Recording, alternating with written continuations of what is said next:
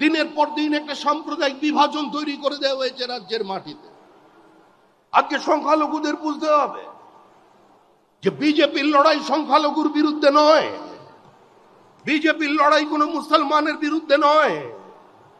হ্যাঁ, আমরা লড়াই করছি আপনাদের বিরুদ্ধে, কারণ আপনাদের বাড়ির ছেলেরা যারা হাতে পাথর নিয়ে ঘুরছে, আমরা ওই পাথরটাকে কেড়ে নিয়ে ওখানে বই ধরিয়ে দিতে চাই। যারা তলোয়ার নিয়ে রাস্তায় নেমেছে, আমরা ওই তলোয়ার কেড়ে নিয়ে তাদের হাতে কলম ধরিয়ে দিতে চাই।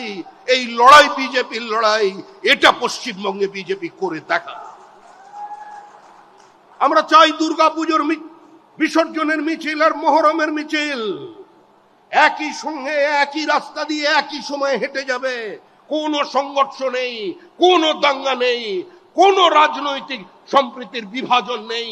পশ্চিমবঙ্গকে বাঁচাতে হবে, এর বহুত্ববাদকে বাঁচাতে হবে, এই মাটিকে রক্ষা করতে হবে, আর তার জন্যই দরকার একটা শক্তিশালী ভারত ভূখণ্ড।